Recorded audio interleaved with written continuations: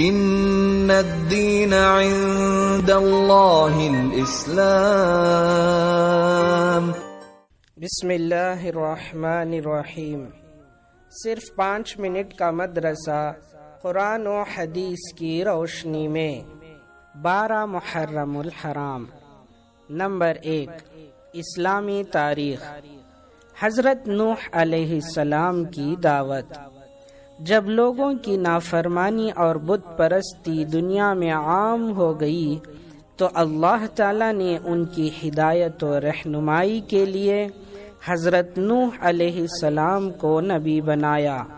انہوں نے لوگوں کو نصیحت کرتے اور دین کی دعوت دیتے ہوئے فرمایا، تم صرف اللہ کی عبادت و بندگی کرو، وہ تمہارے گناہوں کو معاف کر دے گا۔ اس نصیحت کو سن کر قوم کے سرداروں نے جواب دیا، ہم تمہیں رسول نہیں مانتے، کیونکہ تم ہمارے ہی جیسے آدمی ہو، نیز تمہاری پیروی ذلیل و حقیر اور کم درجے کے لوگوں نے کر رکھی ہے۔ حضرت نوح علیہ السلام نے فرمایا، اللہ تعالیٰ کے یہاں سعادت و نیک بختی کا دار و مدار دولت پر نہیں بلکہ اللہ کی رضامندی اور اخلاص نیت پر ہے۔ میں تمہیں یہ دعوت مال و دولت کی امید پر نہیں بلکہ اللہ کے حکم اور اس کی رضامندی کے لیے دے رہا ہوں، وہی میری محنت کا اجر و ثواب عطا فرمائے گا۔ غرض حضرت نوح علیہ السلام دن رات انفرادی و اجتماعی اور خصوصی و عمومی طور پر ایک طویل عرصے تک قوم کو شرک و کفر اور اللہ تعالیٰ کی نافرمانی سے ڈراتے رہے، مگر وہ باز تو کیا آتے بلکہ الٹا عذاب الہی کا مطالبہ کرنے لگے۔ نمبر 2، حضور صلی اللہ علیہ وسلم کا معجزہ۔ درخت کا حضور صلی اللہ علیہ وسلم کو اطلاع دینا۔ ایک مرتبہ کسی نے حضرت مسروق رحمۃ اللہ علیہ سے پوچھا کہ جس رات جناتوں نے حضور صلی اللہ علیہ وسلم کا قرآن سنا تھا، اس رات آپ کو جناتوں کی حاضری کی اطلاع کس نے دی؟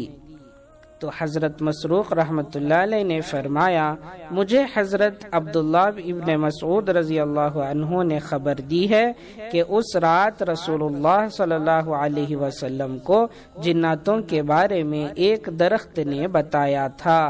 بخاری۔ نمبر 3، ایک فرض کے بارے میں۔ نمازی پر جہنم کی آگ حرام ہے۔ رسول اللہ صلی اللہ علیہ وسلم نے فرمایا، جو شخص 5 نمازوں کی اس طرح پابندی کرے کہ وضو اور اقامت کا اہتمام کرے اور رکوع اور سجدہ اچھی طرح کرے اور اس طرح نماز پڑھنے کو اپنے ذمے اللہ تعالیٰ کا حق سمجھے تو اس آدمی کو جہنم کی آگ پر حرام کر دیا جائے گا۔ نمبر 4، ایک سنت کے بارے میں۔ جہالت سے پناہ مانگنے کی دعا۔ جہالت سے بچنے کے لیے اس دعا کا اہتمام کرنا چاہیے۔ اعوذ باللہ ان اکون من الجاہلین۔ ترجمہ، اللہ کی پناہ مانگتا ہوں اس بات سے کہ میں جاہلوں میں سے ہو جاؤں۔ سورہ بقرہ آیت نمبر 67۔ نمبر 5، ایک اہم عمل کی فضیلت۔ نعمت کے ملنے پر الحمدللہ کہنا۔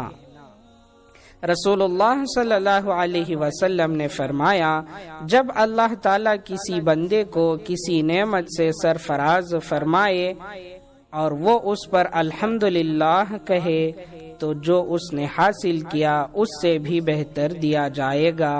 ابن ماجہ۔ نمبر 6، ایک گناہ کے بارے میں۔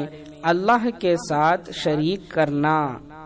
قرآن میں اللہ تعالیٰ فرماتا ہے، جو شخص اللہ تعالیٰ کے ساتھ کسی کو شریک کرے گا تو اللہ تعالیٰ اس پر جنت حرام کر دے گا اور اس کا ٹھکانہ جہنم ہے، اور ایسے ظالموں کا کوئی مددگار نہیں ہوگا۔ سورہ مائدہ آیت نمبر 72۔ نمبر 7، دنیا کے بارے میں۔ دنیا چاہنے والوں کا انجام۔ قرآن میں اللہ تعالیٰ فرماتا ہے جو کوئی صرف دنیا ہی چاہتا ہے تو ہم اس کو دنیا میں جتنا چاہتے ہیں جلد دے دیتے ہیں، پھر ہم اس کے لیے دوزخ مقرر کر دیتے ہیں جس پر ذلت و رسوائی کے ساتھ ڈھکیل دیے جائیں گے۔ سورہ بنی